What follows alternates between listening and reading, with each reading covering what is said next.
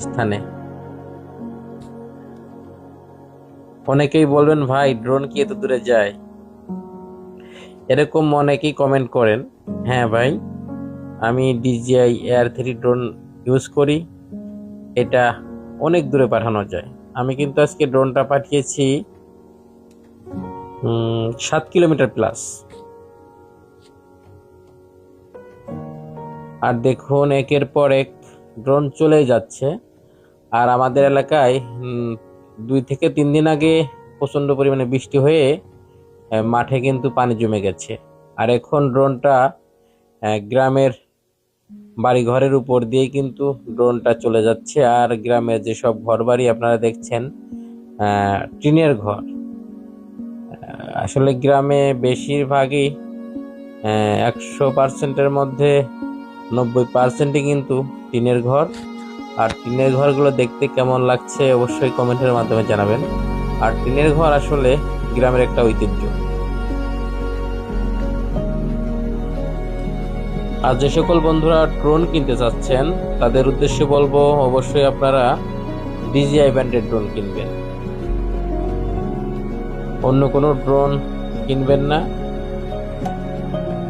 বিশেষ করে যারা আপনারা এই ব্লগ ভিডিও বানাতে চান তাদের জন্য বলছি। আর যদি খেলনা হিসেবে কোনো ড্রোন কিনতে চান সেটা আপনাদের ব্যাপার। আর ড্রোন কিন্তু প্রত্যেকটা মানুষের একটা স্বপ্ন। আসলে সেই জন্যই বলতেছি, যখনই একটা ড্রোন কিনবেন ভেবে চিনতে ভালো মানের ড্রোন কেনার চেষ্টা করবেন। আর পৃথিবীতে আমার জানা মতে DJI ব্র্যান্ডের উপরে মনে হয় আর কোনো ড্রোন নাই। এই ড্রোনের কিন্তু অনেক ফ্যাসিলিটি আছে।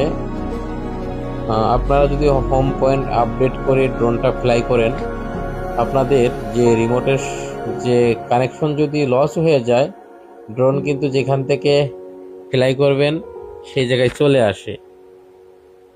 এই একটা ফ্যাসিলিটি। আপনি ড্রোনটা অনেক দূরে পাঠিয়ে দিয়েছেন, রিটার্ন টু হোম বাটনে চাপ দেবেন, অটোমেটিক কিন্তু ড্রোন যেখান থেকে ফ্লাই করেছিল সেই জায়গায় চলে আসে। সেই জন্যই বলবো, যারা ড্রোন কিনতে ইচ্ছুক অবশ্যই DJI ব্র্যান্ডের ড্রোন কিনবেন।